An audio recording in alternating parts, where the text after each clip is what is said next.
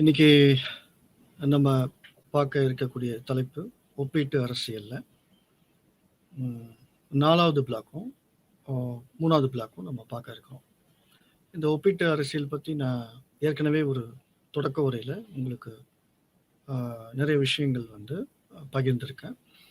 இன்னைக்கு நம்ம பார்க்க இருக்கக்கூடிய பாடங்கள் என்னென்ன அப்படின்னு சொல்லிட்டு ஒரு முன்னுரை மாதிரி பார்ப்போம்.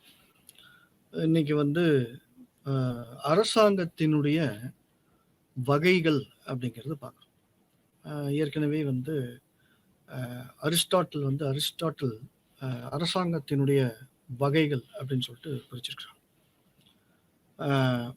ஒரு நபர் அரசாங்கம், குழும அரசாங்கம், அதாவது கொஞ்சம் பேர், ஒரு 5 பேர் 10 பேர் சேர்ந்து அவங்க அரசாங்கம் அல்லது ஆளுவாங்க.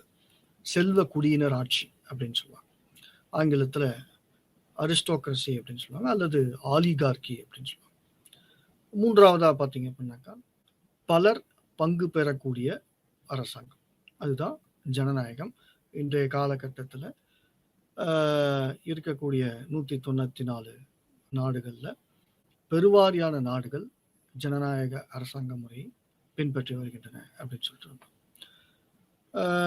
உங்களுக்கு ஒரு ஒரு பெரும்பான்மையாக பார்க்கின்றப்போ, அல்லது ஒரு தாராள நோக்கத்தோடு ஒரு காஸ்மோபாலிட்டன் அவுட்லுக் அப்படின்னு சொல்லுவாங்க, ஒரு ப்ராட் அவுட்லுக் அப்படின்னு சொல்லிட்டு பார்க்குறப்ப ஜனநாயக ஆட்சி முறை, எதேச்சா அதிகாரம், சர்வாதிகார ஆட்சி, மதத்தை அடிப்படையாக கொண்ட ஆட்சி, இந்த மாதிரி பல்வேறுபட்ட வகைகள் இருக்கு.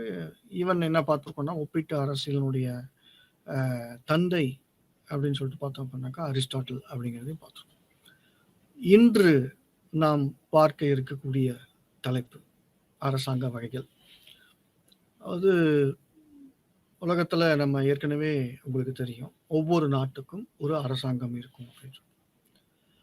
அந்த அரசாங்கத்தை வழிநடத்தி செல்லக்கூடிய விஷயம் எது அப்படின்னு சொல்லிட்டு பார்க்குறப்ப அரசியல் சாசன சட்டம். அந்த அரசியல் சாசன சட்டம் என்று பார்க்கின்ற போது அதிலே எழுதப்பட்ட அரசியல் சாசன சட்டம் இருக்கு, எழுதப்படாத அரசியல் சாசன சட்டம் இருக்கு. இந்த மாதிரி பல வகைகள் இருக்கு. ஆனால் உங்களுக்கு பெருவாரியாக பிரிக்கின்ற பொழுது எழுதப்பட்ட அரசியல் சாசன சட்டத்தை அடிப்படையாக வைத்து இயங்கக்கூடிய அரசாங்கம், அதுக்கு ஒரு மிகச்சிறந்த உதாரணம் என்று பார்க்கின்ற பொழுது அமெரிக்கா என்று கூறலாம், இந்தியாவும் சொல்லணும். எழுதப்படாத அரசியல் சாசன சட்டத்தை கொண்டு நடத்தப்படக்கூடிய ஆட்சி அல்லது அரசாங்கம், அதுக்கு ஒரு உதாரணம் நான் எதை சொல்லலாம்னா பிரிட்டன் சொல்லலாம். இதுதான் இது ஒரு ஒரு ஒரு பக்கத்தினுடைய வகைகள்.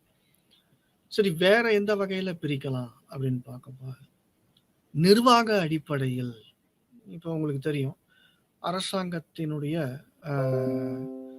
ஒரு மூலக்கூறுகள் அல்லது இன்ஸ்ட்ருமெண்ட்ஸ் அப்படின்னு சொல்லிட்டு பார்க்குறப்ப அரசாங்கத்தினுடைய கருவிகள் என்று பார்க்கின்றப்ப 3 துறைகள் ஏற்கனவே நம்ம படிச்சிருக்கோம்: சட்டத்துறை, நிர்வாகத்துறை, நீதித்துறை.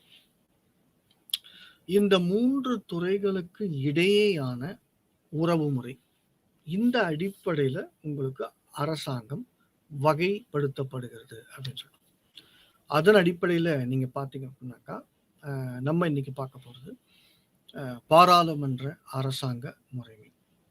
இந்தியாவிலையும் இருக்கு, அமெரிக்காவில் இருக்கு, அண்டைய நாடான ஸ்ரீலங்காவில் இருக்கு, பாகிஸ்தானில் இருக்கு, பிரான்ஸில் இருக்கு, கனடாவில் இருக்கு, ஜப்பானில் இருக்கு, ஜெர்மனியில் இருக்கு, இது மாதிரி சுவிட்சர்லாண்டில் இருக்கு, ஆஸ்திரேலியாவில் இருக்கு.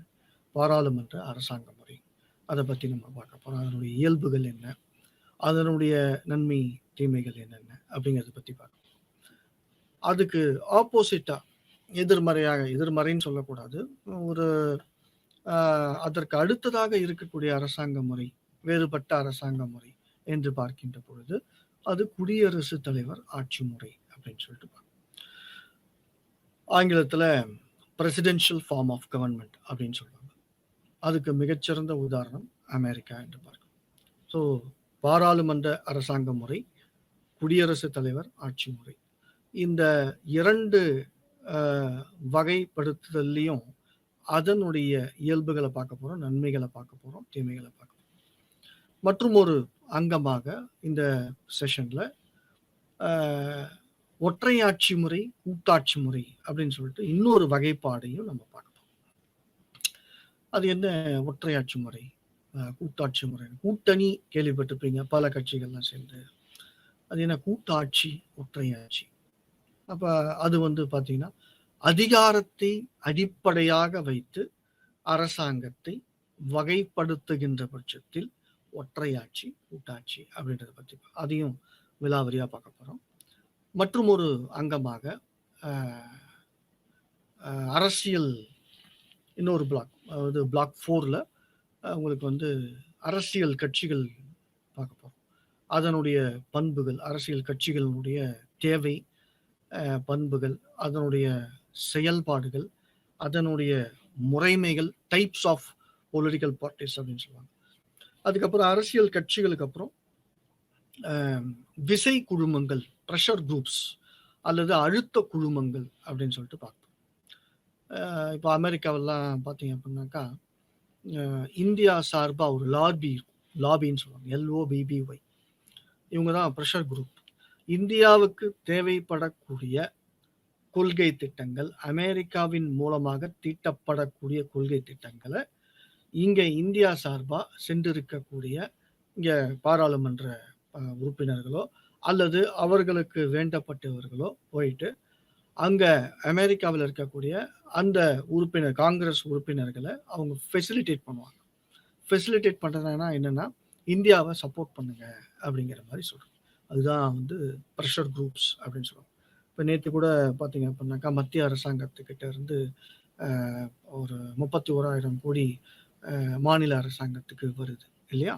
அந்த மாதிரி உங்களுக்கு இந்தியாவுக்கு தேவைப்படக்கூடிய ஒரு ஊக்கத்தொகையோ அல்லது கடன் தொகையோ அல்லது வேண்டிய தொகையோ, கட்டுமான அமைப்போ அல்லது பல்வேறுபட்ட துறைகள் சார்ந்த வளர்ச்சி திட்டங்களுக்கோ தேவைப்படக்கூடிய உதவித்தொகையை அமெரிக்காவில் சென்று அங்கே லாபி பண்ணுவாங்க. இதுதான் ப்ரெஷர் குரூப்பினுடைய வேலை. அங்கே மட்டும்தான் பண்ணுவாங்களா அப்படின்னாக்கா, இங்கேயும் பண்ணுவாங்க. ஸோ அதையும் நம்ம பார்க்க போகிறோம். அண்ட் தென் தேர்தல்கள் பற்றி நம்ம பார்க்கணும். தேர்தல்னா என்ன, எதுக்காக அது நடத்தப்படுது, ஜனநாயகத்தில் மட்டும்தான் தேர்தல் நடக்குமா, ஒற்றையாட்சி அரசாங்க முறையில் தேர்தல் நடத்த பெறுமா, இப்படின்ற விஷயங்கள்லாம் இதை பற்றி பார்ப்போம். முதல்ல நம்ம அரசாங்கத்தினுடைய வகைப்பாடுகள் அப்படின்னு சொல்லிட்டு பாராளுமன்ற அரசாங்க முறை. இந்தியாவில் பாராளுமன்ற அரசாங்க முறை பின்பற்றப்படுகிறது. இது எதை ஃபாலோ பண்ணுது அல்லது பின்பற்றுறது, எந்த அரசாங்கத்தினுடைய மாடலை பின்பற்றுது என்று பார்க்கின்ற பொழுது பிரிட்டன்.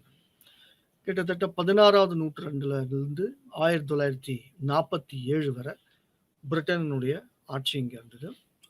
அந்த பிரிட்டனுடைய ஆட்சி பார்த்தீங்க அப்படின்னாக்கா, பாராளுமன்ற அரசாங்க முறை அங்கேயும் அதுதான். இந்த பாராளுமன்ற அரசாங்க முறையை வேற எப்படி சொல்லுவாங்க அப்படின்னு சொல்லி பார்த்தோம்னா, வெஸ்ட் மினிஸ்டர் மாடல் மாதிரின்னு சொல்லுவாங்க. அது என்ன வெஸ்ட் மினிஸ்டர் மாதிரி அப்படின்னு சொல்லி நிறைய போட்டித் தேர்வு எல்லாம் கேட்பாங்க. வெஸ்ட் மினிஸ்டர்னா என்ன? அப்போ பிரிட்டன்ல இருக்கக்கூடிய, நம்ம இந்தியாவில் இருக்கக்கூடிய நியூ டெல்லியில் பாராளுமன்றம் இருக்கு, லோக்சபா இருக்கு, ராஜ்யசபா இருக்கு. அதே மாதிரி பிரிட்டன்ல வெஸ்ட் மினிஸ்டர் அப்படிங்கிற இடத்துல உங்களுக்கு அதனுடைய பாராளுமன்றம் அமைந்துள்ளது. அதனால தான் நம்ம வெஸ்ட் மினிஸ்டர் மாடல் என்றால் என்ன அப்படிங்கிற கேள்விக்கு பாராளுமன்ற அரசாங்க முறை அப்படின்னு சொல்லுவோம். இந்த பாராளுமன்ற அரசாங்க முறை எப்போ தோற்றுவிக்கப்பட்டது, பிரிட்டனால் தோற்றுவிக்கப்பட்டது அப்படின்னு சொல்லிட்டு, இதற்கு முன்பாக பாராளுமன்றம் அப்படின்னு சொல்லிட்டு உங்களுக்கு தெரியும், மக்களுடைய பிரதிநிதிகள் பாராளுமன்றத்தில் அமர்ந்து மக்களுக்கு தேவைப்படக்கூடிய அந்த செயல் திட்டங்களை தீட்டுவார்கள் அப்படின்னு சொல்லிட்டு மக்கள் பிரதிநிதிகள். இந்த பாராளுமன்ற அரசாங்க முறையை பிரதிநிதித்துவ அரசாங்க முறை என்றும் கூறுகின்றார்கள். ரெப்ரசன்டேட்டிவ் கவர்மெண்ட் அப்படின்னு சொல்லுவாங்க. ஜனநாயக ஆட்சியில தான் உங்களுக்கு வந்து பார்த்தீங்கன்னா, இந்த பாராளுமன்ற அரசாங்க முறை இருக்கும் அப்படின்னு சொல்லிட்டு. ஜனநாயகம் அல்லாத அரசாங்க முறையில இந்த பாராளுமன்றம் இருக்குமா அப்படின்னாக்கா, இருக்கும். என்ன 2300 வருடங்களுக்கு முன்பாக அ கிரேக்க நாட்டுல ஜனநாயகம் இருந்தது. அதற்கு உண்டான வரலாற்று சாட்சியங்கள் இருக்கின்றது. ஜனநாயகவாதத்திற்கு இந்த பாராளுமன்ற வாதத்திற்கு எதிரான ஒரு கொள்கைகளை கொண்டிருந்தவர்கள் யார் யாரெல்லாம் இருந்தாங்க அப்படின்னு சொல்லிட்டு பார்த்தோம்னா, பிளாட்டோ, அரிஸ்டாட்டில்லாம் வந்து இதற்கு எதிரானவர்கள் அப்படின்னு சொல்லிட்டு. அரசியல் ஆட்சி என்று பார்க்கின்ற பொழுது, அந்த ஆட்சியை நடத்தக்கூடியவர்கள் என்று பார்க்கின்ற பொழுது, தகுதியை நிர்ணயிக்க வேண்டும். பிளாட்டோ பிரகாரம், அரிஸ்டாட்டில் பிரகாரம். படிப்பு தகுதி வேணாம். வரி கட்டுகின்ற தகுதி வேணாம். எந்த தகுதியுமே வேணாம். வயதை மட்டுமே அடிப்படையாக கொண்டு தகுதியை நிர்ணயிக்கப்பட்டு, அதன் மூலமாக தேர்ந்தெடுக்கப்படக்கூடிய மக்கள் பிரதிநிதிகளின் மூலமாக அரசாட்சி அமைகின்ற பட்சத்தில் அது ஒரு முட்டாள்களின் அரசாங்கமாக தான் இருக்கும் அப்படிங்கிறது தான் பிளாட்டோ மற்றும் அரிஸ்டாட்டில் அவர்களுடைய கருத்தாக இருந்திருக்கிறது. தகுதி நிர்ணயிக்கப்பட வேண்டும். இன்னும் இறங்கி சொல்ல போனோம்னா, அதாவது பாராளுமன்ற அரசாங்க முறையில மக்களால் தேர்ந்தெடுக்கப்பட்ட பிரதிநிதிகள் ஆளக்கூடிய அரசாங்கம். They are counting the heads அப்படின்னு சொல்லுவாங்க. ஜனநாயக முறை ஆட்சியில இந்த பாராளுமன்ற அரசாங்க முறைமையில உங்களுக்கு வந்து தலைகள் எண்ணப்படுகின்றன. ஆனால் தலையினுள் இருக்கின்ற மூளைகள் எண்ணப்படுவது இல்லை. தகுதிகள் கிடையாது அப்படின்ற மாதிரி அதை குறையா சொல்லுவாங்க. நம்ம இயல்புகள் அப்படின்னு சொல்லிட்டு பார்க்குறப்ப பாராளுமன்ற அரசாங்க முறை மக்களால் தேர்ந்தெடுக்கப்படுகின்ற பிரதிநிதிகள் பாராளுமன்றத்தில் இருந்து மக்களுக்கு தேவைப்படக்கூடிய அந்த அடிப்படை வசதிகள் மற்றும் கொள்கை திட்டங்களை தீட்டுவாங்க அப்படின்னு சொல்லிட்டு நம்ம பார்க்கணும். குடியரசுத் தலைவர் ஆட்சி என்று பார்க்கின்ற பொழுது அது வேற. சரியா? அது வந்து பார்த்தீங்க அப்படின்னாக்கா பிரசிடென்ட் கிட்ட அவ்வளோ கண்ட்ரோல் இருக்கும். குடியரசுத் தலைவர் ஆட்சி என்று பார்க்கின்ற பொழுது அமெரிக்கா. உங்க மைண்ட்ல வந்து பாராளுமன்ற அரசாங்க முறை அப்படின்னு சொல்லிட்டு பார்த்தோம்னா அது பிரிட்டன் அப்படின்னு சொல்லிட்டு ஞாபகம் வச்சுக்கோங்க. குடியரசுத் தலைவர் ஆட்சி, பிரசிடென்ட். இப்ப பாராளுமன்ற அரசாங்க முறை என்று பார்க்கின்ற பொழுது அதனுடைய இயல்புகள் அப்படின்னு சொல்லி தேர்தலின் மூலமாக தேர்ந்தெடுக்கப்படுவது. அந்த மாதிரி வந்து பாராளுமன்றத்தில் இருக்கக்கூடிய உறுப்பினர்கள் அனைவருமே தேர்தலின் மூலமாக தேர்ந்தெடுக்கப்பட்டிருக்க வேண்டும் அப்படிங்கிறது ஒரு இயல்பு. சரியா? பாராளுமன்றம். அப்புறம் ஒற்றை குடியுரிமை அப்படிங்கிறது ஒண்ணு இருக்கு. அதுக்கப்புறம் எழுதப்பட்ட அல்லது எழுதப்படாத அரசியல் சட்டம் அப்படிங்கிறது இருக்கு. அப்புறம் வயது வந்தவர்கள் வாக்குரிமையை பெற்றிருக்கின்றார்கள் அப்படிங்கிறது இருக்கு. அது மாதிரி அரசியல் சாசன சட்டத்தினுடைய நெகிழும் தன்மை, நெகிழில்லாத தன்மை அப்படின்னு சொல்லி, இறுகிய தன்மை அப்படின்னு சொல்லி, அந்த மாதிரி இதெல்லாம் வந்து இயல்புகள் என்று பார்க்கின்றோம். ஏன்னா பாராளுமன்றனாலே உங்களுக்கு வந்து மக்களாட்சி அப்படின்னு சொல்லிட்டு பார்க்கணும். அப்போ வந்து உங்களுக்கு குடியரசுத் தலைவர் ஆட்சி வந்து மக்களாட்சின்னு சொல்லக்கூடாதா அப்படின்னு சொல்லி சொல்லலாம். சரியா? சொல்லலாம். அப்ப எதன் அடிப்படையில உங்களுக்கு வந்து குடியரசுத் தலைவர் ஆட்சியும் பாராளுமன்ற அரசியல் ஆட்சியையும் பிரிக்கலாம் அப்படின்னு சொல்லிட்டு பார்க்குறப்ப உங்களுக்கு குடியரசுத் தலைவர் ஆட்சியில குடியரசுத் தலைவர் அதீத அதிகாரத்தை பெற்று காணப்படுகின்றார். அமெரிக்காவில் ஜோ பைடன் அவர் வந்து காங்கிரஸ் சபைக்கு போகணும்னு அவசியம் கிடையாது. சரியா? சட்டம் தீட்டக்கூடிய காங்கிரஸ், அதாவது உங்களுக்கு மக்களவை, அது மாதிரி வந்து மாநிலவை அப்படின்னு சொல்லுவாங்க. அங்க வந்து அமெரிக்காவில் செனட் இருக்கு. கீழவை என்று மக்களவை என்று பார்க்கின்ற பொழுது ஹவுஸ் ஆஃப் ரெப்ரசன்டேட்டிவ்ஸ் அப்படின்னு சொல்லுவாங்க. மக்கள் பிரதிநிதிகள் அவை என்று நம்ம பார்க்கணும். இந்த ரெண்டு அவை. குடியரசுத் தலைவர் ஆட்சியில உங்களுக்கு குடியரசுத் தலைவர் அங்க போக வேண்டாம். அவரு தனி, அவருக்கு தனி அதிகாரம். மக்களுக்கு தேவைப்படக்கூடிய இந்த கொள்கை திட்டங்கள் வந்து காங்கிரஸ்ல, செனட்லயோ அல்லது ஹவுஸ் ஆஃப் ரெப்ரசன்டேட்டிவ்லயோ தீட்டப்படும் அப்படின்னு சொல்லிட்டு. இன்னொரு பக்கம் பார்த்தீங்க அப்படின்னாக்கா, குடியரசுத் தலைவர் ஆட்சி, அது ஜோ பைடன் அமெரிக்கால இருக்காரு. அவருக்கு கீழ இருக்கக்கூடிய மந்திரிகள். அந்த மந்திரிகள் எல்லாருமே வந்து தேர்ந்தெடுக்கப்பட்ட உறுப்பினர்களா என்று பார்க்கிற பொழுது கிடையாது. இதுதான் மேஜரா ஒரு ஒரு பெரும்பான்மையான ஒரு வித்தியாசம் என்ன? பாராளுமன்ற அரசாங்க முறைக்கும், குடியரசுத் தலைவர் ஆட்சி முறைக்கும் உள்ள வித்தியாசம் என்ன அப்படின்னாக்கா இதுதான். அமெரிக்காவுல குடியரசு தலைவர் ஆட்சியில உங்களுக்கு அத கிச்சன் கேபினட் அப்படின்னு சொல்லுவாங்க. கிச்சன்னா என்ன? சமையலறை. சமையலறையில இமிடியேட்டா உடனடியா நமக்கு வேண்டிய உணவுகள்லாம் தயாராகும். துரித உணவும் தயாராகும் அந்த மாரி. அப்ப அமெரிக்காவினுடைய அந்த குடியரசுத் தலைவர் ஆட்சியில ஜோ பைடன் பிரசிடென்ட்டுக்கு கீழ இருக்கவங்க யாருமே தேர்ந்தெடுக்கப்படாத உறுப்பினர்கள் அல்லது அமைச்சர்கள். வேறஸ் பாராளுமன்ற அரசாங்க முறையில அனைவருமே தேர்ந்தெடுக்கப்பட்டிருக்க வேண்டும். பாராளுமன்ற அரசாங்க முறையில உங்களுக்கு வந்து குடியரசுத் தலைவர் இருப்பாரா? இருக்கலாம். குடியரசுத் தலைவருக்கு வந்து அவ்வளவு அதிகாரங்கள் இருக்கிறதா? இல்லை. அதுதான் பாராளுமன்ற அரசாங்க முறை. ஆனா குடியரசுத் தலைவர் ஆட்சியில அமெரிக்காவுல குடியரசுத் தலைவருக்கு அதீத அதிகாரம் இருக்கிறது. வேறஸ் இங்க ஆனா வந்து இப்ப இந்திய அரசியல் என்று பார்க்கின்ற பொழுது இது வந்து ஒரு பாராளுமன்ற அரசாங்க ஆட்சி. பிரிட்டன் பாராளுமன்ற அரசாங்க ஆட்சி. அமெரிக்கா குடியரசுத் தலைவர் ஆட்சி. பிரான்ஸ் குடியரசுத் தலைவர் ஆட்சி, அதனோடு பாராளுமன்ற அரசாங்க முறையும் கலந்த ஒரு கலவை அப்படின்னு சொல்லிட்டு பார்க்கலாம். சரி. அப்போ பாராளுமன்ற அரசாங்க முறையில உங்களுக்கு வேற என்னென்ன இயல்புகள் இருக்கு அப்படின்னு சொல்லிட்டு நம்ம பார்க்கலாம். நீதி பரிசீலனை இருக்கா அப்படின்னு சொல்லிட்டு பார்த்தோம்னா இருக்கு. ஆனா பிரிட்டன்ல கிடையாது. அது ஜுடிஷியல் ரிவ்யூ அப்படின்னு சொல்லுவோம். என்ன ஜுடிஷியல் ரிவ்யூ? நீதி பரிசீலனைனா என்ன அப்படின்னு சொல்லிட்டு பார்க்குறப்ப ஜுடிஷியல் ரிவ்யூனா என்ன அப்படின்னு சொல்லிட்டு பார்க்குறப்ப பாராளுமன்றத்தால் இயற்றப்படுகின்ற சட்டம் செல்லாது என்று கூறுவதற்கு நீதித்துறைக்கு அதிகாரம் உண்டு. இதுதான் வந்து ஜுடிஷியல் ரிவ்யூ. இந்த ஜுடிஷியல் ரிவ்யூ அப்படிங்கிற ஒரு அரசியல் சாசன சட்டம் ப்ரொவிஷன் பிரிட்டன்ல இருக்கா அப்படின்னு பார்த்தா பிரிட்டன்ல கிடையாது. ஜனநாயக பாராளுமன்ற அரசாங்க முறை வந்து இந்தியா வந்து பிரிட்டன்ல இருந்து ஃபாலோ பண்ணுது. ஆனாலும் இந்தியாவினுடைய அரசியல் சாசன சட்டத்தின் பிரகாரம் பாராளுமன்ற அரசாங்க முறையின் மூலமாக பல்வேறுபட்ட இயல்புகள், பல்வேறுபட்ட சாராம்சங்களை நாம வந்து உட்படுத்திக்கிட்டோம் அப்படிங்கிறது தான் ஒரு நிதர்சனமான உண்மை அப்படின்னு சொல்லிட்டு.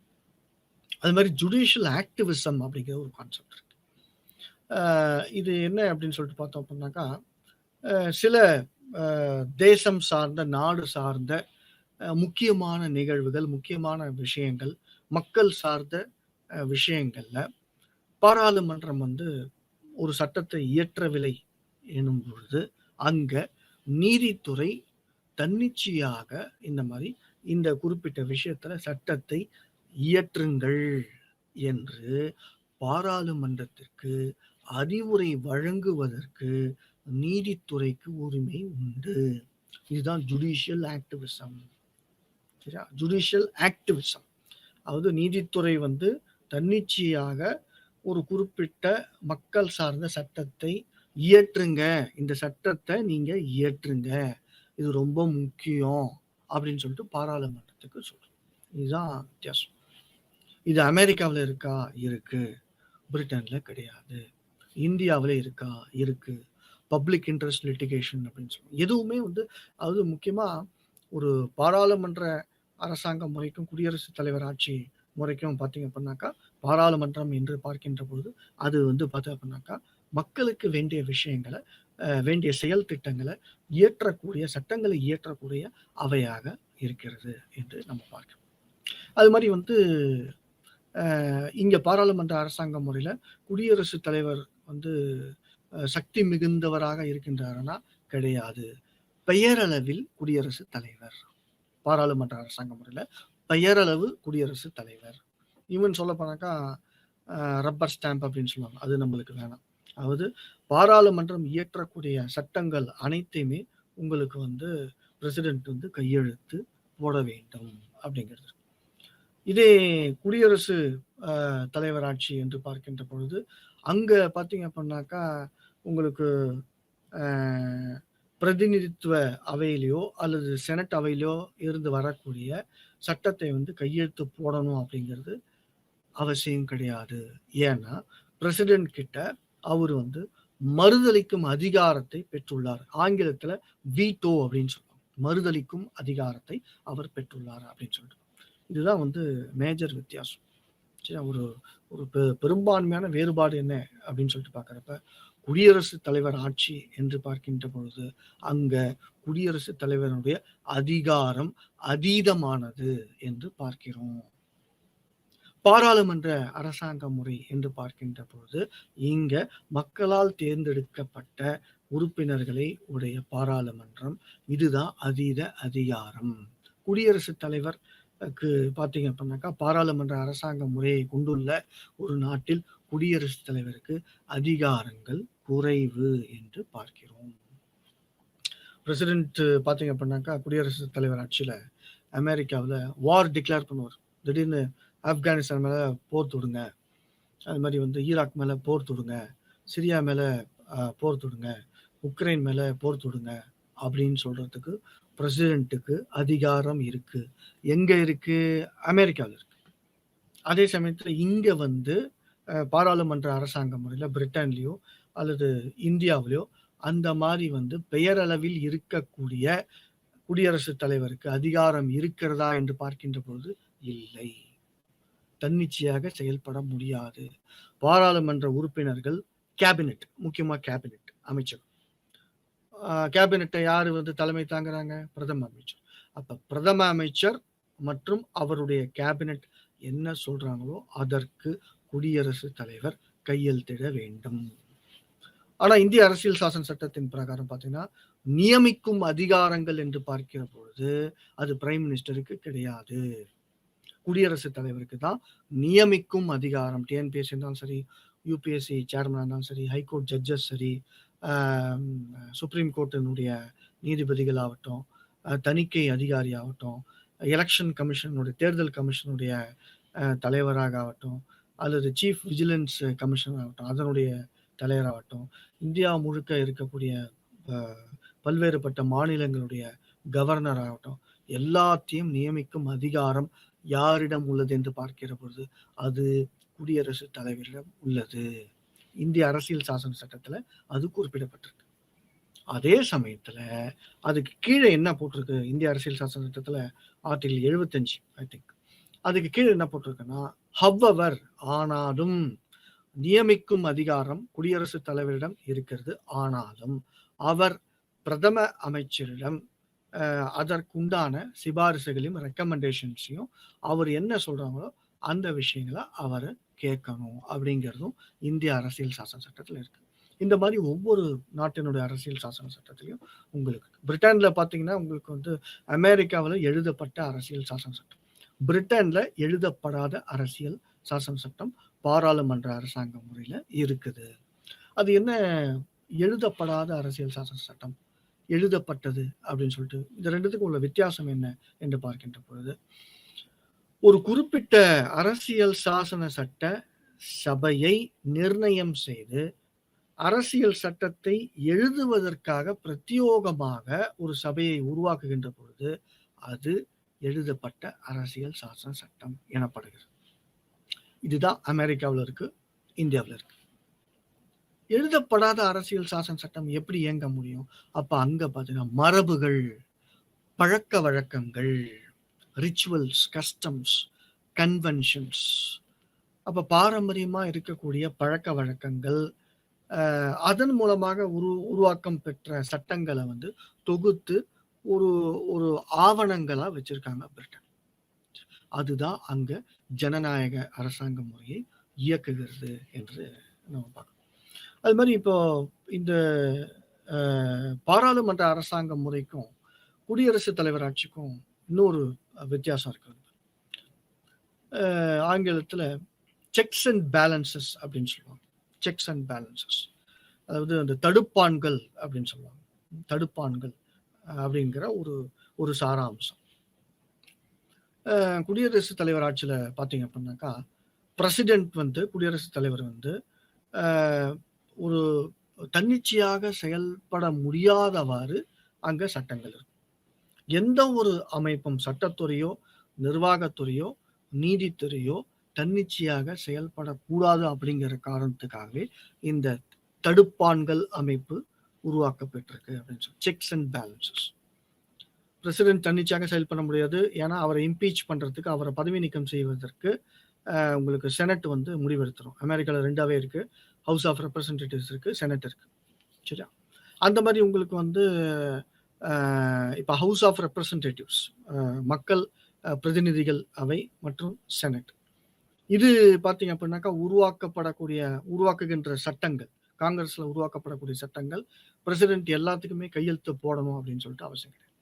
அது மாதிரி நீதித்துறை என்று பார்க்கின்ற பொழுது, ஏன் அமெரிக்கா பத்தியே பேசுறேன் அப்படின்னாக்கா, அங்கதான் குடியரசுத் தலைவர் ஆட்சி இருக்கு.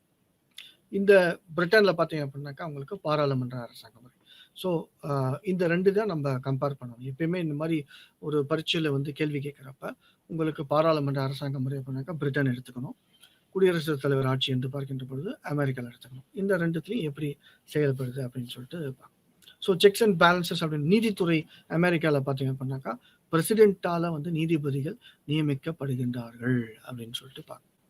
ஸோ இதுதான் வந்து வேறுபாடுகள், அதாவது பாராளுமன்ற அரசாங்க முறைக்கும் குடியரசுத் தலைவர் ஆட்சிக்கும் உள்ள வேறுபாடு.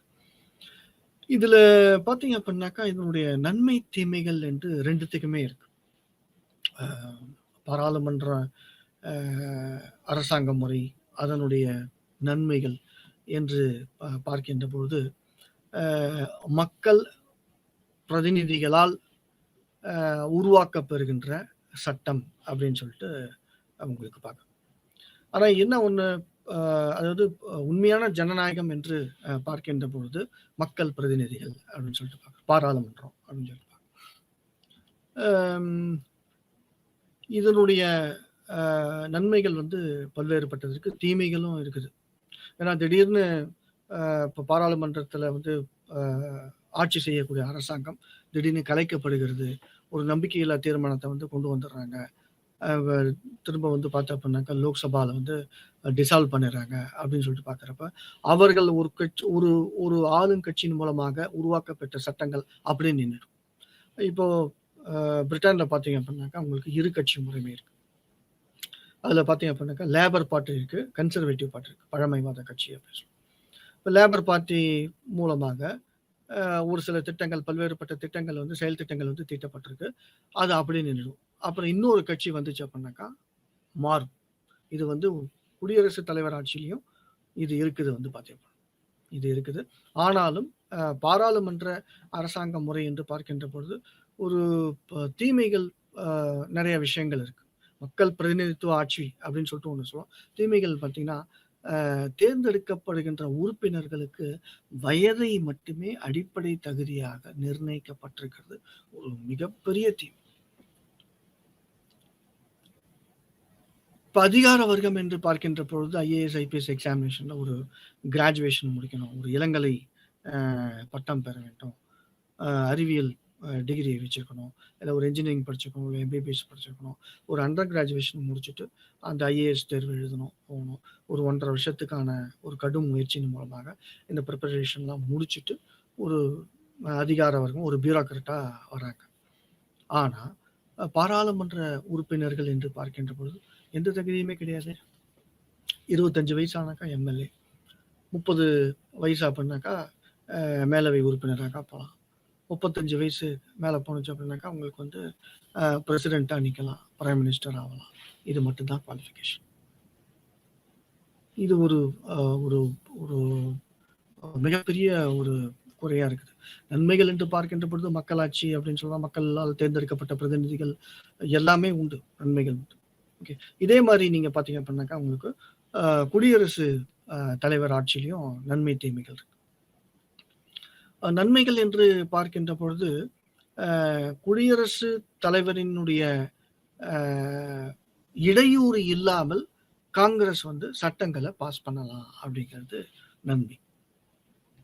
அந்த மாதிரி உங்களுக்கு பார்த்தீங்க அப்படின்னாக்கா தேர்ந்தெடுக்கப்பட்ட உறுப்பினர்கள் மட்டும்தான் அமைச்சர்களாக இருக்க முடியும் அப்படிங்கிறது ஜனநாயக பாராளுமன்ற அரசாங்க முறையில் இருக்கு. குடியரசுத் தலைவர் ஆட்சியில் இப்போ அவரை சுற்றி, அதாவது ஒரு குடியரசுத் தலைவரை அவருக்கு கீழே இருக்கக்கூடிய அமைச்சர்கள் எல்லாமே மோஸ்ட்லி அவருடைய நண்பர்களாக இருப்பாங்க.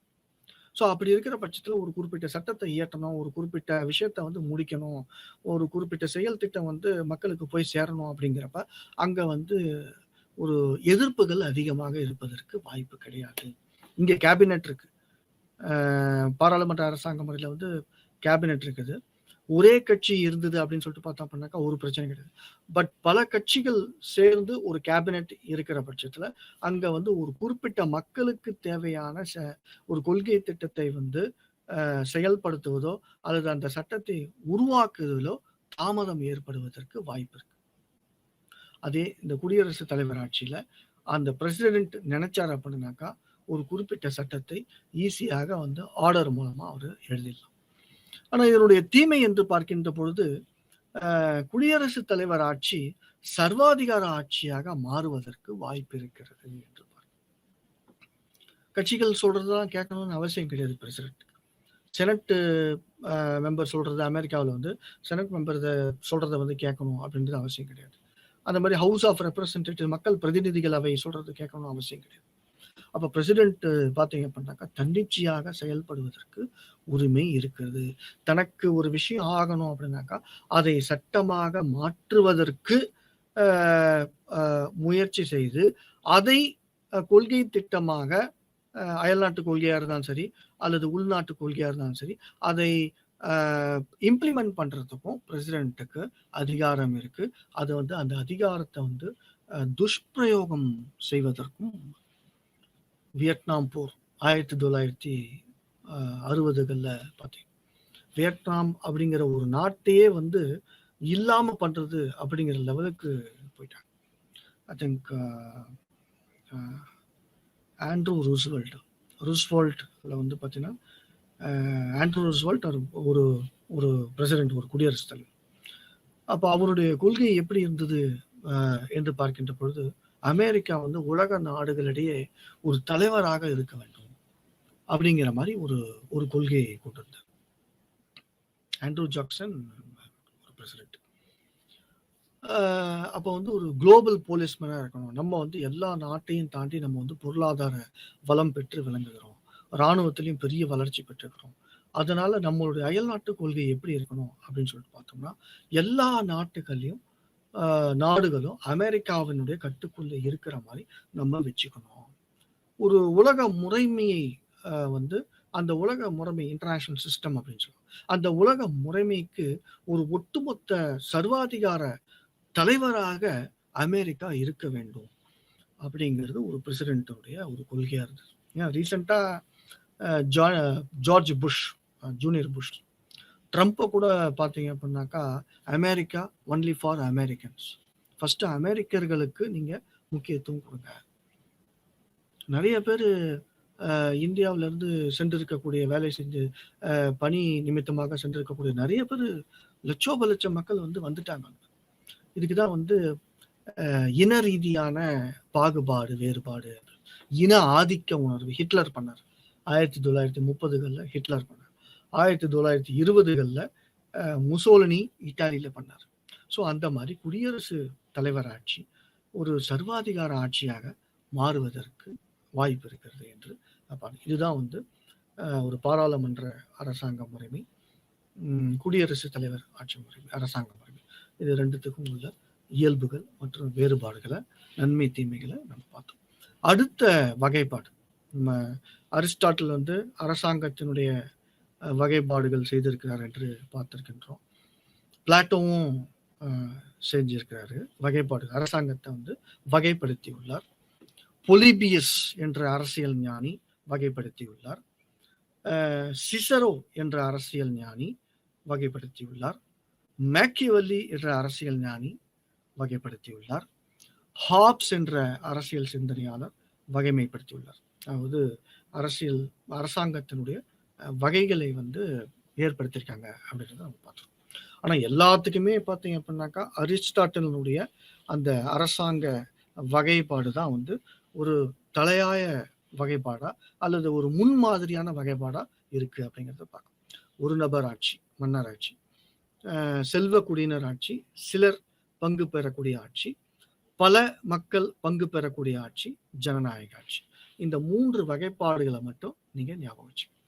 ஸோ அடுத்த கட்டமா நம்ம பார்க்குறப்ப இப்போ நம்ம ஜனநாயக பாராளுமன்ற அரசாங்க ஆட்சி பார்த்தோம், குடியரசுத் தலைவர் ஆட்சி. அடுத்த வகைப்பாடு என்று பார்க்கின்ற பொழுது ஒற்றை ஆட்சி கூட்டாட்சி அப்படின்னு சொல்லிட்டு இன்னொரு வகைப்பாடு இருக்கு. ஒற்றை ஆட்சி என்றால் என்ன, கூட்டாட்சி என்றால் என்ன? எந்த ஒரு நாட்டுல மத்திய அரசாங்கம், சென்ட்ரல் கவர்மெண்ட் சொல்றோம் இல்லையா, சென்ட்ரல் கவர்மெண்ட் இருக்கு, ஸ்டேட் கவர்மெண்ட் இருக்கு, மாநில அரசாங்கம்.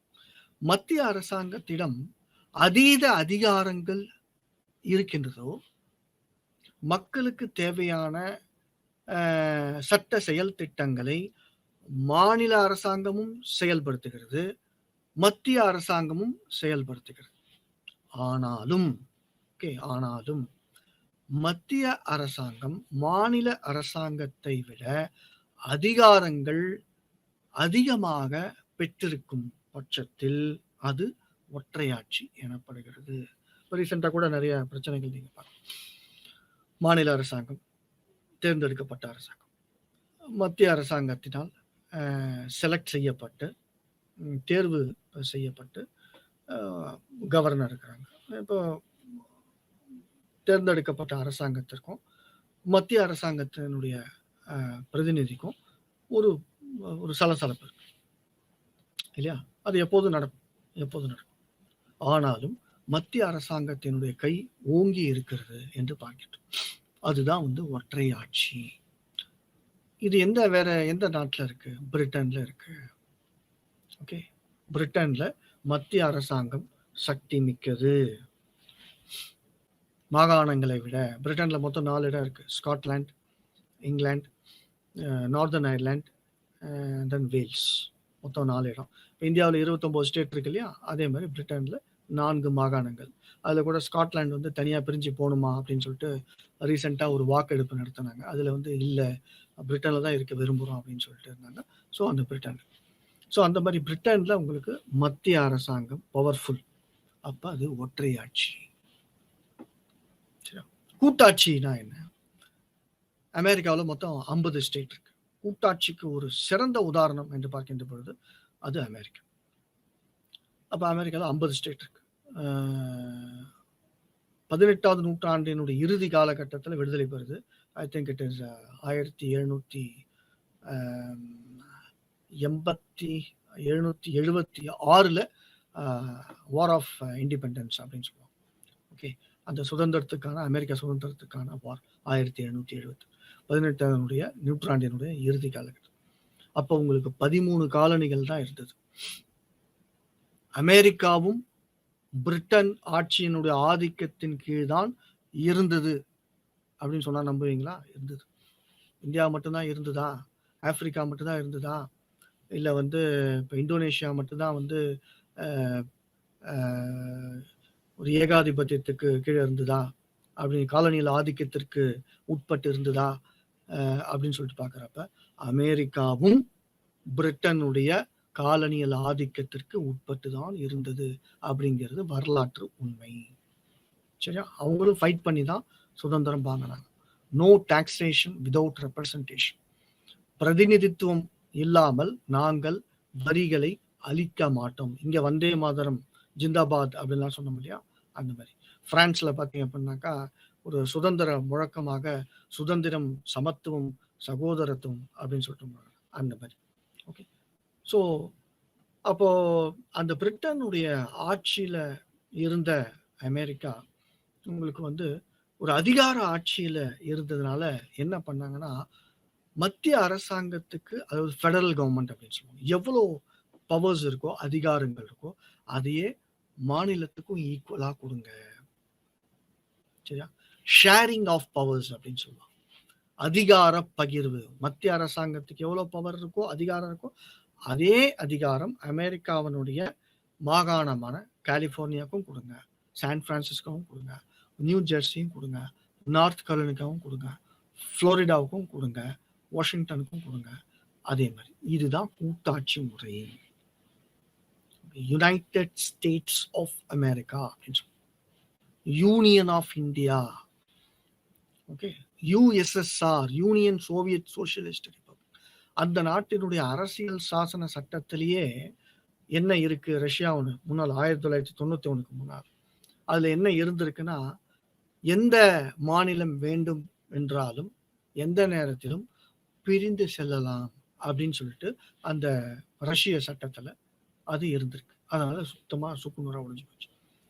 இந்தியாவினுடைய எந்த மாநிலமாக இருந்தாலும் அப்படி பிரிய முடியுமா அப்படின்னாக்கா பிரிய முடியாது. ஒற்றையாட்சி, unitary in spirit, federal in form அப்படின்னு. இந்திய அரசியல் சாசன சட்டத்துல ஃபெடரல் அப்படிங்கிற ஒரு வார்த்தை, கூட்டாட்சி அப்படிங்கிற வார்த்தை இந்திய அரசியல் சாசன சட்டத்துல கிடையாது. ஆனாலும் இவ்வளோ ஒரு பன்முகத்தன்மை இருக்கு இந்தியாவில். கர்நாடகா, கேரளா, மிசோரம், அருணாச்சல் பிரதேஷ், நாகாலாந்து, குஜராத், ஜம்மு அண்ட் காஷ்மீர், அந்த மாதிரி மும்பை, கோவா, இவ்வளோ ஒரு பன்முகத்தன்மை இருக்கு. இதுல நீங்க ஒவ்வொரு மாகாணத்துக்கும் ஒவ்வொரு மாநிலத்துக்கும் மத்திய அரசாங்கம் என்ஜாய் பண்ணக்கூடிய அதிகாரங்கள் மாநிலத்துக்கும் நீங்க கொடுத்தீங்கன்னா இந்தியா அப்படிங்கிற ஒரு நாட்டையே நீங்க பார்க்க முடியாது அப்படிங்கிறது ஒரு சட்ட நிபுணர்களுடைய ஒரு கூற்றாக இருந்தது. தப்பு கிடையாது. இன்னைக்கு இந்தியாங்கிறது ஒரு 7வது இடத்துல ஒரு பெரிய எல்லை பரப்பை 194 நாடு இருக்கு. 194 நாடுல இந்தியா ஒரு 7வது இடத்துல நிலப்பரப்பு, இவ்வளவு பெரிய நிலப்பரப்பை கொண்டு இருக்கு அப்படின்னாக்கா சல்யூட்டேஷன்ஸ் டு சர்தார் வல்லபாய் பட்டேல். அவங்க இல்லை அப்படின்னாக்கா நேரம் ஒன்று தனியா பிரிஞ்சிருக்கும். கேட்டாங்க காலிஸ்தான், கேட்டாங்க பாகிஸ்தான் மாதிரி காலிஸ்தான் அப்படின்னு சொல்லிட்டு பஞ்சாப்ல கேட்டாங்க. திராவிட நாடு கேட்கப்பட்டது. உத்தரப்பிரதேஷ்ல ஒரு குறிப்பிட்ட முதலமைச்சர் பார்த்தீங்கன்னா 4ஆ உடைங்க அப்படின்னு சொன்னாங்க. உத்தரப்பிரதேசத்திலேயே கிடையாது. எல்லாத்தையும் உடைச்சு எத்தனை ஸ்டேட்டை தான் போறது, தனித்தனியா பிரிஞ்சிருக்கும். நல்ல வேலையா இன்னைக்கு அந்த ஒற்றையாட்சி இருப்பதின் மூலமாக மட்டுமே இந்தியா ஒரு பெரிய நாடா இருக்கு. தீமைகளும் இருக்கு. லார்ட் ஆக்டன் சொல்லுவார், power tends to corrupt, absolute power tends to corrupt absolutely அப்படின்னு சொல்லுவாங்க. அதாவது ஒரு குறிப்பிட்ட அரசாங்கத்துக்கிட்ட கண்ட்ரோலே இல்லை, ஒரு கட்டுப்பாடே இல்லாத ஒரு அரசாங்கமா இருக்கு அப்படின்னாக்கா அங்க ஊழல் கண்டிப்பாக இருக்கும். ஒட்டுமொத்த அதிகாரம் எல்லாமே ஒரு அரசாங்கத்துக்கிட்ட இருக்கு அப்படின்றப்ப ஊழல் இருக்கும், கண்டிப்பாக இருக்கும். அங்கங்கேயும் ஒரு தடுப்பான்கள் இருக்கு. இப்ப குடியரசுத் தலைவராட்சி அமெரிக்கால இருக்கு, பிரசிடென்ட் தனிச்சா செயல்பட முடியாது, செக்ஸ் அண்ட் பேலன்சஸ் சொன்னா இல்லையா, காங்கிரஸ் தனியா செயல்பட முடியாது, நீதித்துறை தனியா செயல்பட முடியாது. அப்ப செக்ஸ் அண்ட் பேலன்சஸ் அது தேவை. ஸோ கூட்டாட்சி முறை என்று பார்க்கின்ற பொழுது சிறந்த உதாரணம் பார்த்தீங்க அப்படின்னாக்கா அமெரிக்கா அப்படின்னு சொல்லி. இதே ஒற்றையாட்சி முறையில் பார்த்தீங்க அப்படின்னாக்கா இப்போ இந்தியாவில் எடுத்துங்களேன். இந்தியாவில் இப்போ ஒற்றையாட்சி முறை அப்படின்னு நம்ம சொல்லலாம், பாதி சொல்லலாம். அதாவது மாநிலத்துக்கும் அதிகாரம் இருக்கு. இதில் பார்த்தீங்க அப்படின்னா கிட்டத்தட்ட உங்களுக்கு சென்ட்ரல் பவர், மத்திய அரசாங்கத்தினுடைய துறைகள், மாநில அரசாங்கத்தினுடைய சட்டத்தை ஏற்படுத்தக்கூடிய துறைகள், அப்புறம் கன்கரண்ட் லிஸ்ட், எஞ்சிய அதிகாரங்கள் அப்படின்னு சொல்லிட்டு இருக்குது. இதுல பாத்தீங்க அப்படின்னாக்கா உங்களுக்கு 97 துறைகள் இருக்கு மத்திய அரசாங்கம் ஏற்றணும் அப்படின்னு சொல்லி. அது மாதிரி உங்களுக்கு 67 பாத்தீங்க அப்படின்னாக்கா மாநில அரசாங்கம் இயற்றக்கூடிய துறைகள் அப்படின்னு சொல்லிட்டு. எஞ்சிய அதிகாரங்கள் என்று பார்க்கின்ற பொழுது 47 அப்படின்னு சொல்லிட்டு இருக்கு. இந்த எஞ்சிய அதிகாரங்கள்ல மத்திய அரசாங்கமும் சட்டத்தை இயற்றலாம், மாநில அரசாங்கமும் சட்டத்தை இயற்றலாம், கன்கரண்ட் லிஸ்ட் ஆங்கிலத்தில். ஆனால் அதுல இந்திய அரசியல் சாசன சட்டத்துல ஒன்று சொல்லுது, அதுதான் அந்த ஒற்றையாட்சி முறைமையை பறைசாற்றப்படுகிறது என்று நாம் கூறலாம்.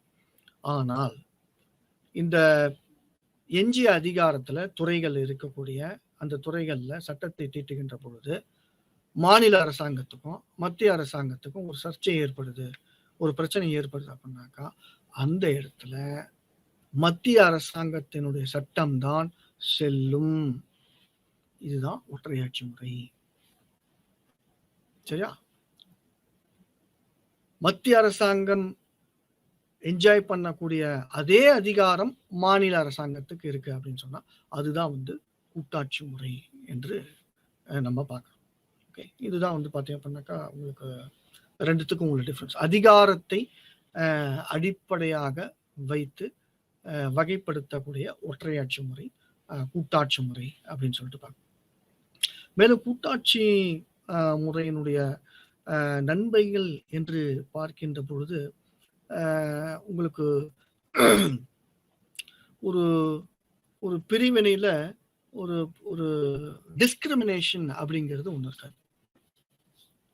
கலிபோர்னியாவில் இருக்கக்கூடிய மக்கள் என்ன என்ஜாய் பண்றாங்க, நியூ ஜெர்சியில் இருக்கக்கூடிய மக்கள் என்ன என்ஜாய் பண்றாங்க, சவுத் கரோலினால இருக்கக்கூடிய மக்கள் என்ன என்ஜாய் பண்றாங்க, அதே அதிகாரங்கள் தான் எல்லா மாநிலத்திலையும் இருக்கு. ஒரு மத்திய அரசாங்கம் வந்து ஒரு அதீத அதிகாரத்தோடு செயல்பட முடியாத ஒரு தன்மை அங்க இருக்கு அப்படிங்கிறத நம்ம அதாவது ஈவன் இன்னும் இறங்கி நம்ம பார்த்தோம்னா ஆய்வு செய்து பார்க்கின்ற பொழுது அமெரிக்காவில் இருக்கக்கூடிய ஒவ்வொரு அமெரிக்கனும் அவர்கள் அனுபவிக்கக்கூடிய சுதந்திரம் என்பது வேற எந்த நாட்டிலையுமே உலகத்துல இருக்கக்கூடிய மக்கள் அந்த சுதந்திரத்தை அனுபவிப்பது இல்லை அப்படிங்கிறது நிதர்சனமான உண்மை. அதனாலதான் உங்களுக்கு அமெரிக்காவில் பார்த்தோன்னா ஸ்டாச்சு ஆஃப் லிபர்ட்டி அப்படின்னு சொல்லிட்டு அந்த சுதந்திர தேவியினுடைய உருவ சிலை இருக்கும். அமெரிக்கானாலே அதுதான் ஃபர்ஸ்ட் காட்டுவாங்க. நிறைய சினிமா படங்கள்ல கூட காட்டுவாங்க. அதுக்கு என்ன அப்படின்னாக்கா ஒவ்வொரு அமெரிக்கனும் சுதந்திரத்தை அனுபவிக்க வேண்டும். அதனால நிறைய பேர் இன்னைக்கு படிச்சுட்டு அமெரிக்காவுக்கு எதுக்கு போறாங்க அப்படின்னா பார்த்தோம் அப்படின்னாக்கா சுதந்திரம், இட்ஸ் அ ஃப்ரீ லேண்ட், ஒரு சுதந்திரமான நாடு என்று பார்க்கின்ற போது அது அமெரிக்கா. அதுதான் கூட்டாட்சி முறை. கூட்டாட்சி முறையில உங்களுக்கு ஒரு நாட்டில் இருக்கக்கூடிய அத்துணை மக்கள் பிரஜைகளும் சுதந்திரத்தை அனுபவிக்கின்றார்கள். ஆனால் ஒற்றையாட்சி முறையில் மத்திய அரசாங்கத்தினுடைய கட்டுப்பாடுகள் அதிகமாக இருக்கின்ற காரணத்தினால் சுதந்திரம் குறைவாக இருக்கிறது அப்படின்னு சொல்லிட்டு. ஸோ இதுல இருந்து உங்களுக்கு தெரியும் ஒற்றையாட்சி முறை நன்மை பயக்கக்கூடியதாக இருக்கிறதா அல்லது கூட்டாட்சி முறை நன்மை பயக்கக்கூடியதாக இருக்கிறதா அப்படின்னு சொல்லிட்டு உங்களுக்கு தெரியும். மத்திய அரசு எல்லாமே உங்களுக்கு சென்ட்ரல் கவர்மெண்ட் சர்வீஸ் ஐஏஎஸ் ஐபிஎஸ்க்கும் தமிழ்நாடு பப்ளிக் சர்வீஸ் கமிஷன்ல பாஸ் பண்ணி போறவங்களுக்கும் டிஃபரன்ஸ் இருக்கு. அதுலேருந்தே நீங்க வந்து கண்டுபிடிச்சு சென்ட்ரல் யூனிவர்சிட்டியில படிக்கிறவங்களுக்கு அப்போ பாண்டிச்சேரி சென்ட்ரல் யூனிவர்சிட்டி, சென்ட்ரல் மத்திய பல்கலைக்கழகம், ஹைதராபாத் மத்திய பல்கலைக்கழகம், காந்திகிராம் மத்திய பல்கலைக்கழகம் இருக்கு. அதே சமயத்துல கலை கல்லூரிகளும் இருக்கு இல்லையா? அதுக்குள்ள வேறுபாடுகள் என்ன? இன்னைக்கு ஜிஎஸ்டி சம்பந்தப்பட்ட பிரச்சனைகள்லாம் ஓடிட்டு இருக்கு. இங்க இருந்து மாநிலத்திலிருந்து வசூல் பண்ண ஜிஎஸ்டி, இப்போ சென்ட்ரல் கவர்மெண்ட் டேக்ஸ் இதெல்லாம் வந்து பார்த்தீங்கன்னா மாநிலத்தினுடைய வளர்ச்சிக்காக தயவு செய்து கொடுங்க. 14,000 கோடி நேற்று கூட சொல்லியிருக்காங்க. நம்ம இப்போ தமிழ்நாட்டினுடைய சிஎம் சொல்லியிருக்காங்க 14,000 கோடி திருப்பி கொடுங்க, எங்களுடைய மாநிலத்துடைய வளர்ச்சிக்காக கொடுங்க. ஆனாலும் வந்து பார்த்தீங்க அப்படின்னாக்கா ஒரு கட்டுப்பாடு என்று பார்க்கின்ற பொழுது மத்திய அரசாங்கத்திட்ட அந்த லகான்னு சொல்லுவாங்க, மாநில அரசாங்கத்தை கண்ட்ரோல் பண்ணக்கூடிய அந்த லகான் என்று பார்க்கின்ற போது அது மத்திய அரசாங்கத்துக்கிட்ட இருக்கு. அதுதான் ஒற்றையாட்சி. சரியா? மாநில அரசாங்கத்தினுடைய சுதந்திரம் பறிபோகிறது.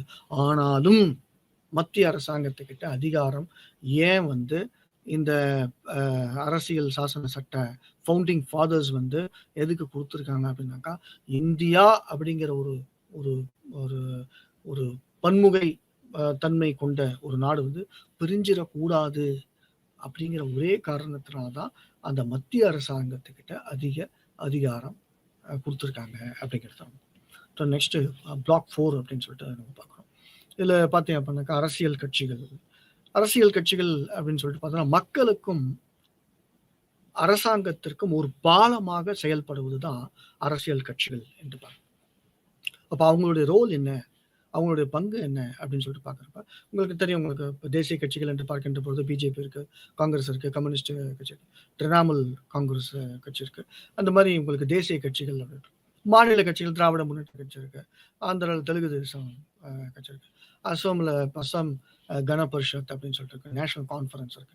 இந்த மாதிரி ஒரு ஸ்டேட்லயும் கட்சிகள் அப்படின்னு சொல்லி உங்களுக்கு கட்சிகள் ஒரு நாட்டில் வந்து பார்த்தீங்க அப்படின்னாக்கா கட்சிகளுடைய வகைப்பாடுகள் என்ன அப்படின்னு சொல்லிட்டு. இது வந்து ஒரு கட்சி முறைமை இருக்கு, இரு கட்சி முறைமை இருக்கு, பல கட்சி முறைமை அப்படின்னு சொல்லிட்டு. அது என்ன ஒரு கட்சி முறைமை? ஒரு கட்சி முறைமைனா ஒன்லி ஒரு பார்ட்டி தான் இருக்கும். ஒரு நாட்டுல ஒரு பார்ட்டி தான். கம்யூனிஸ்ட் நாடுகள் ரஷ்யா, சைனா இந்த மாதிரி நாடுகள் பார்த்தீங்கன்னா ஒரு கட்சி தான் இருக்கும். கம்யூனிஸ்ட் கட்சி மட்டும். இரு கட்சி முறைமை என்றால் என்ன அப்படின்னு சொல்லிட்டு பாருங்க. நல்லா கவனிச்சுக்கணும். கட்சிகள் அப்படின்னாக்கா அதுல வந்து அந்த ஒரு குறிப்பிட்ட கட்சியில உறுப்பினர்களா மக்கள் சேர்றாங்க. ஒரு கொள்கை சார்பா ஒரு ஈர்ப்பு போடுறாங்க, அல்லது தலைவர் சார்பா ஈர்ப்பு போடுறாங்க, அல்லது அரசியலில் பங்கு பெற வேண்டும் அப்படிங்கிற ஈடுபாடோட அவங்க வந்து கட்சியில வந்து சேர்றாங்க. இப்ப இது இரு கட்சி முறைமை என்று பார்க்கின்ற பொழுது எந்தெந்த நாட்டுல இருக்கு? அமெரிக்காவுல இருக்கு, பிரிட்டன்ல இருக்கு. நான் கூட சில சமயம் சிந்திக்கிறது உண்டு. இந்த இரு கட்சி முறைமை, அதாவது இந்தியாவுல 2 கட்சியா இருக்கும். 2 கட்சி இருந்தது அப்படின்னு சொல்லிட்டு பார்த்தோம்னா, நெறைய கட்சிகள் இருப்பதனால தான் உங்களுக்கு மக்களுக்கு வந்து ஓட்டுகள்லாம் பிரியுது. மக்கள் வந்து மேலும் குழப்பவாதிகளாக மாறுவதற்கு வாய்ப்பு இருக்கு. 2 கட்சி இப்ப அமெரிக்கால பார்த்தீங்கன்னா, ஜனநாயக கட்சி, குடியரசுக் கட்சி. அங்க பிரிட்டன்ல பார்த்தீங்க அப்படின்னாக்கா, லேபர் பார்ட்டி, கன்சர்வேட்டிவ் பார்ட்டி அப்படின்னு சொல்லுவாங்க. 2 கட்சி தான். ஒண்ணு இதுக்கு ஓட்டு போடு, இல்ல அதுக்கு இரு கட்சி முறைமை. பிரான்ஸ், இந்தியா, அ பாகிஸ்தான், ஸ்ரீலங்கா இந்த மாதிரி பல்வேறுபட்ட நாடுகள், ஆஸ்திரேலியா, கனடா, ஜெர்மனி இந்த மாதிரி போன்ற நாடுகள்ல வந்து பல கட்சி முறைமை அப்படின்னு சொல்லிட்டு. இந்த பல கட்சி முறைமை இருக்கக்கூடிய நாடுகள்லாம் நீங்க பார்த்தீங்கன்னா, எந்த ஒரு சட்ட திட்டமும் இம்மீடியட்டா டக்குன்னு வந்து உங்களுக்கு வந்து பாஸ் பண்ண முடியாது. ஒரு குறிப்பிட்ட சட்டத்த வந்து நிறைவேற்றணும் அப்படின்னு சொல்லிட்டு பார்த்தோம் அப்படின்னாக்கா, அது ரொம்ப கடினமா இருக்கும். பல கட்சி முறைமைகள் இருக்கக்கூடிய நாடுகள். எல்லாமே தாமதமா இருக்கும். அது மாதிரி பல கட்சிகள் எப்படி இப்ப இந்தியாவுல கட்சிகள் எப்படி தோன்றுகிறது என்று பார்க்கின்ற பொழுது, ஜாதி அடிப்படையில நெறைய கட்சிகள் இருக்கு. ஏகப்பட்ட கட்சிகள். ஒரு சினிமா படத்துல கூட சொல்லுவாங்க, நாகப்பதனி, நாகப்பதனி அப்படின்னு சொல்லி. அந்த மாரி உங்களுக்கு வந்து அது வந்து ஒரு ஒரு கேன்சர் குரோத் மாரி. நெறைய கட்சிகள் உருவாக ஒவ்வொரு கட்சிக்கும் ஒரு கூட்டம் உருவாகிட்டே இருக்கும். அப்ப என்ன ஆகும் அப்படின்னாக்கா, ஒரு பெரும்பான்மை வாக்குரிமை பெற்ற ஒரு கட்சி என்று எந்த கட்சியுமே அரசாங்கத்த வந்து அமைக்க முடியாம ஒரு துரதிர்ஷ்டமான ஒரு சூழ்நிலை ஏற்படும். அப்போ பெரும்பான்மை இல்லாத அரசியல் கட்சி ஆட்சி நடத்துகின்ற பட்சத்துல எந்த சட்டத்திட்டத்தையும் நீங்க எளிதாக நிறைவேற்றுவது கடினம். சீக்கிரமா நீங்க வந்து பாஸ் பண்ண முடியும். இதனாலதான் வந்து இரு கட்சி முறைமை. இப்போ ஒரு கட்சி முறைமை பார்த்திருக்கோம். இரு கட்சி முறைமை எங்க இருக்கு? அமெரிக்காவிலும் பிரிட்டன்ல இருக்குன்னு பார்த்திருக்கோம். பல கட்சி முறைமை இருக்கு அப்படின்னு சொல்லிட்டு. ஸோ அரசியல் கட்சிகளுடைய செயல்பாடுகள் என்று பார்க்கின்ற பொழுது என்னென்ன செயல்பாடுகள்? கட்சி சார்ந்த கொள்கைகளை பறைசாற்றுதல், அதை பரப்புதல் அப்படின்னு சொல்லிட்டு. இப்போ திராவிட கட்சி இருக்குது அப்படின்னு சொல்லிட்டு பார்த்தா, அந்த திராவிட கட்சி தொடர்பான கொள்கைகளை வந்து மக்கள் கிட்ட சேர்க்கக்கூடியது யாரு அப்படின்னாக்கா அரசியல் கட்சி. முக்கியமான பொலிட்டிக்கல் மீட்டிங்லாம் நீங்க பார்த்துருப்பீங்க. அப்புறம் தொலைக்காட்சிகள், அது தனியா தொலைக்காட்சிகள்லாம் இருக்கு. அதுலயும் வந்து தங்களுடைய கட்சி சார்ந்த கொள்கைகளையும், கொள்கைத்துவங்களையும், ஐடியாலஜியும் வந்து பரப்புறது உண்டு. அப்ப அந்த குறிப்பிட்ட கட்சி தான் வந்து தங்களுடைய கொள்கைகளை வந்து பரப்பி, அதன் மூலமாக வாக்குரிமை பெற்று ஒரு ஆட்சி அமைக்குது. ஒரு அரசாங்கம் அமைக்குது. எந்த கட்சி வந்து பெரும்பான்மையா வெற்றி பெறுதோ, தேர்தல்ல நடத்தப்படக்கூடிய தேர்தல்ல அது வந்து வெற்றி பெறுது. அப்ப கட்சிகள் வந்து முக்கியமான பணிகளை ஆற்றுகிறது. எப்படி வந்து ஒரு கட்சி, ஒரு குறிப்பிட்ட கட்சியினுடைய கொள்கைகளை வந்து எப்படி தெரிஞ்சுக்கலாம் அப்படின்னு சொல்லிட்டு பார்க்குறப்ப, மேனிஃபெஸ்டோ அப்படின்னு சொல்லுவாங்க. தேர்தல் அறிக்கைகள். ஒவ்வொரு தேர்தலுக்கு முன்பாயும் பார்த்தீங்க அப்படின்னாக்கா, தங்களுடைய கொள்கைகளை வந்து ஒரு அறிக்கையா வந்து எழுதி, அத வந்து ஒவ்வொரு கட்சியும் வெளியிடும். அப்ப அந்த கட்சி என்னென்ன கொள்கைகள் இருக்கு அப்படிங்கிறது மக்களுக்கு தெரிய வைக்குது. அதன் மூலமாக தான் வந்து ஒரு குறிப்பிட்ட கட்சி வந்து ஆட்சிக்கு வருது அப்படின்னு சொல்லிட்டு. இதுதான் அரசியல் கட்சிகள். நெறைய மாநில கட்சிகள் இருக்குது அப்படின்னு சொல்லிட்டு ஒவ்வொரு கட்சிக்கும் ஒரு கொள்கை ரீதியான ஒரு அறிக்கை இருக்கு அப்படின்னு சொல்லிட்டு பார்க்குறோம். மக்கள் கிட்ட அதை கொண்டு போய் சேர்க்கணும். அப்புறம் மக்கள் வந்து அதை பார்த்து ஒரு நல்ல கட்சியை வந்து அரசாட்சி அமைப்பதற்கு தேர்தலின் மூலமாக தேர்ந்தெடுக்கப்பட்டு துணை புரிகின்றார்கள் அப்படின்னு சொல்றது. அடுத்ததா பார்த்தீங்க அப்படின்னாக்கா உங்களுக்கு ப்ரெஷர் குரூப்ஸ் அப்படின்னு சொல்லுவோம். விசை குழுமங்கள். நான் இந்த கிளாஸினுடைய முதல் கட்டத்திலே உங்களுக்கு நான் சொல்லியிருந்தேன். விசை குழுமங்கள். விசை குழுமங்கள்னா என்ன அப்படின்னாக்கா, உங்களுக்கு இது வந்து அரசியல் சாராம இருக்கிறது. அப்படின்னு சொல்லிட்டு பார்ப்போம். ப்ரெஷர் குரூப்ஸ் அப்படின்னு சொல்லுவோம். ஒரு குறிப்பிட்ட குழுமம், ஒரு குழுமத்தை அமைச்சிட்டு மனித உரிமைகள் குழுமம் அப்படின்னு சொல்லிட்டு பார்ப்போம். மனித உரிமை குழுமம். அப்ப இந்த மனித உரிமை சம்பந்தப்பட்ட ஒரு குறிப்பிட்ட, இப்போ உதாரணத்துக்கு ஊட்டி, கொடைக்கானல்ல நிறைய அந்த மலைவாசிகள்லாம் இருக்கு. அப்ப இந்த மலைவாசிகள் சம்பந்தப்பட்ட அவங்களுடைய அடிப்படை தேவைகள், கல்வி சம்பந்தப்பட்ட விஷயங்கள், குடிநீர் சம்பந்தப்பட்ட விஷயங்கள், உடை சம்பந்தப்பட்ட விஷயங்கள், அவர்களுடைய வளர்ச்சி சார்ந்த திட்டங்களை என்ன பண்ணுவாங்கன்னா, அந்த ஊர்ல இருந்து, நீலகிரி மாவட்டத்துல இருந்து ஒரு குறிப்பிட்ட குழுமத்தை வந்து வச்சுக்கிட்டு, ஒரு குரூப் தனியா வச்சுக்கிட்டு, அவங்க என்ன பண்ணுவாங்கன்னா, அந்த நீலகிரி மாவட்டத்தினுடைய எம்பியோ அல்லது எம்எல்ஏயோ போயிட்டு பார்ப்பாங்க. பார்த்துட்டு இந்த மாதிரி இந்த மக்கள் கஷ்டப்படுறாங்க. லாபியிங், ஆங்கிலத்துல இது லாபியிங் அப்படின்னு சொல்லுவோம். Pressure group. ப்ரெஷர் குரூப்னா ப்ரெஷர், விசை, ஒரு அழுத்தம் அப்படின்னு சொல்லுவோம். அப்போ அந்த குறிப்பிட்ட மக்களுக்கு வேண்டிய தேவைகளை நிவர்த்தி செய்வதற்காக அரசியல் கட்சிகளிடமோ அல்லது அரசாங்கத்திடமோ அல்லது அரசாங்கத்தினுடைய அமைச்சர்களிடத்திலோ தங்களுடைய தேவைகளை ப்ரெஷர் செய்து, தயவுசெய்து செஞ்சு கொடுங்க, இல்லைன்னா எங்கள் மக்கள்லாம் வந்து இந்த மாதிரி தவிக்கிறாங்க, அடிப்படை தேவைகள் வந்து பூர்த்தி செய்யலை, எங்கள் ஊருக்கு வந்து பார்த்தீங்கன்னா பஸ்ஸே கிடையாது, 18 கிலோமீட்டர் வந்து ஆற்றெல்லாம் கடந்து போய் நாங்கள் வந்து படிக்க வேண்டியதாக இருக்குது, ஆறுலாம் கடக்கிறப்ப, காடுகள்லாம் கடக்கிறப்ப பெண்கள்லாம் வந்து பார்த்தோம் அப்படின்னாக்கா வைல்டு அனிமல்ஸ்லாம் வருது, மிருகங்கள்லாம் வருது, அதன் மூலமாக இடையூறு இருக்குது. இந்த மாதிரி ஒரு குறிப்பிட்ட தேவையை பூர்த்தி செய்வதற்கு அரசியல் கட்சிகளிடத்தில் அவர்களை வந்து அழுத்தத்தின் மூலமாக தங்களுடைய தேவைகளை பூர்த்தி செய்வதற்குள்ள இதுதான் விசை கொடுக்கணும்.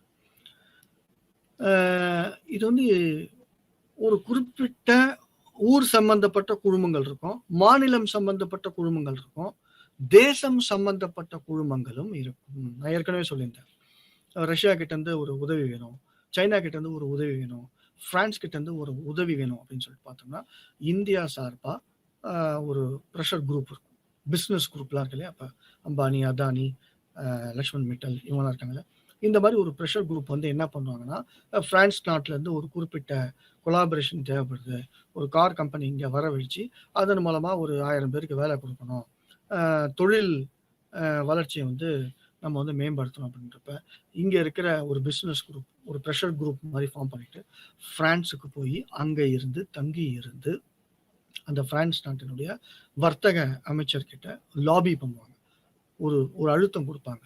அதாவது எங்கள் நாட்டில் வந்து இந்த மாதிரி ஒரு கார் பிஸ்னஸ் ஆரம்பிங்க, இதன் மூலமாக இவ்வளோ பேருக்கு வேலை வாய்ப்புகள் அமையும், அது மாதிரி உங்களுக்கு லேபர் சார்ஜ் வந்து தொழிலாளர்களுடைய சம்பளம் வந்து குறைவாக இருக்கும், மற்ற நாட்டை விட எங்கள் நாட்டுக்கு வந்து மக்கள் தொகை அதிகம், நீங்கள் இந்த மாதிரி கார் கம்பெனி ஸ்டார்ட் பண்ணிங்கன்னா குறைஞ்ச தொழிலாளர் சம்பளத்தில் நிறைய லாபம் நீங்கள் பார்க்கலாம் அப்படின்னு சொல்லிட்டு ஒரு அழுத்தம் கொடுக்கறது அப்படின்னு சொல்லிட்டு, இதுதான் வந்து ப்ரெஷர் குரூப் அப்படின்னு சொல்லிட்டு பார்ப்போம்.